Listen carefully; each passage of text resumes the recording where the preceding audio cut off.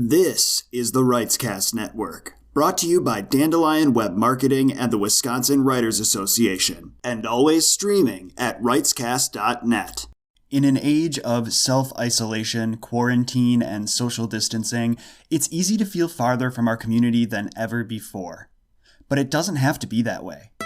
To combat these feelings of loneliness, to stave off cabin fever, to fuel the fire by which we write our creative destiny, the Writescast Network would like to welcome you, the members of our global writing community, to share your story.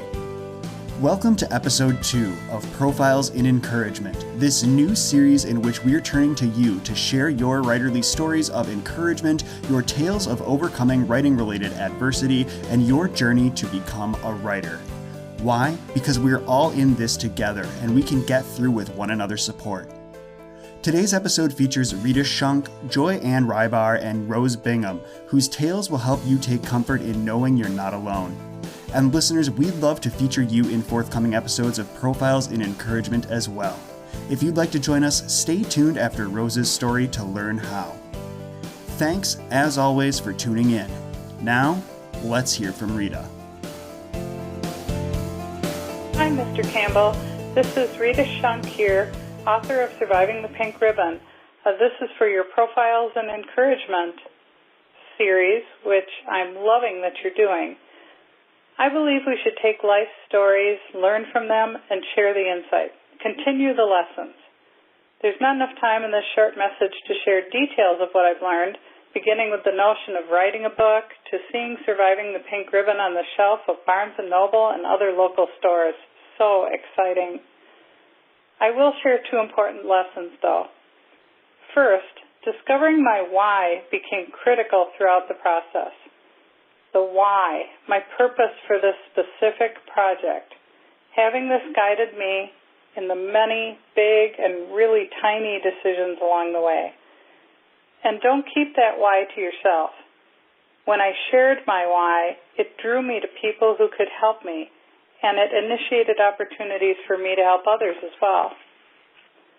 Second, I learned to really listen to the writing experiences of others, thoughtfully listening for opportunities to help others and for how they may be able to help me. Writing is often, usually, a solitary activity, your brain and your hands. Remember that listening and sharing are important too. We're all in this together. And here's a final thought, a Danish proverb I have actually stitched on fabric at my writing desk. What you are is God's gift to you. What you do with yourself is your gift to God. This is Rita Schunk. You can connect with me at Rita Schunk, that's RitaSchunk.wordpress.com, or on my Facebook page, Rita Schunk Author. Take care. Thank you to Rita Schunk for sending in her story. Now, let's hear from Ann Ribar. Hello, dear writers. My name is Ann Ribar, and I write.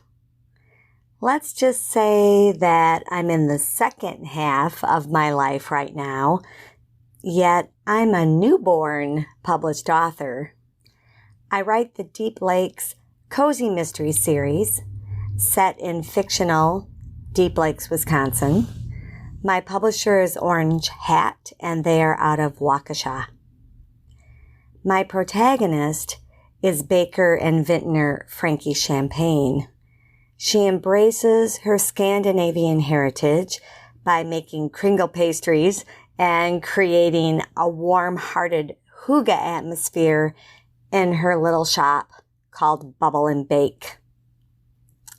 In the same spirit as my protagonist, I'm here today with what I call a helping of hygge for all you writers out there. Hygge is the practice of sharing good times with those you care about. Simply put, hygge makes you feel like you're snuggled under a warm quilt with a hot drink. In the writing world, we each occupy a patch of a gigantic quilt, that is the written word. Our patches may be different, but without all of us, there's no quilt. That's my way of saying we have a shared enterprise. We can relate to each other's struggles. We can celebrate each other's successes. We can be here for each other. We can cheer each other on. We can commiserate. And we can comfort one another. We are bonded by this endeavor that we call writing. In my life, I've had a patchwork of all different experiences. I've been a newspaper reporter. I've been a school secretary. I've been a paralegal. I've been a high school teacher and a college writing instructor. I've been married.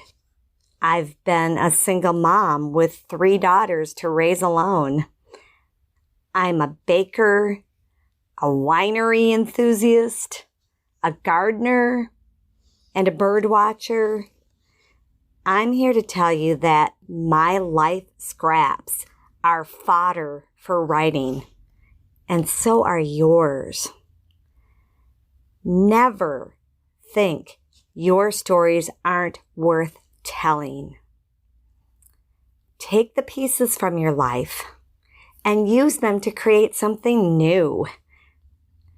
First, you have to believe your experiences are interesting and then make them into something others will want to shelter beneath or gather around.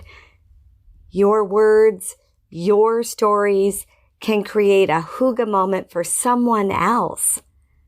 Maybe even a lot of someone's. So, dear writers, know you are worthy. Know you are a piece of the quilt the rest of us have been waiting for. Take your writing and sew it into the writer's blanket. There's plenty of room for your story too. Thank you, and good luck. Thank you, Joy, for taking the time to share that with us. For our final contribution to this episode, we turn to Rose Bingham. My name is Rose Bingham. It was 1952. I was 15 and the oldest of 7 when our mother disappeared. We would not get answers for 59 years. It was then I decided to write my story for my family. A friend, Jackie Zank, suggested I register for an upcoming writers' conference in Madison, Wisconsin, hoping I would get encouragement to write my story not only for family, but for the public. I'll never forget that first conference in 2013, walking into a room of writers and authors of all ages and feeling electricity in the room, all of us there for the love of the written word. 7 conferences later, I still feel that electricity. Conferences provide an opportunity for critiques of one's writing.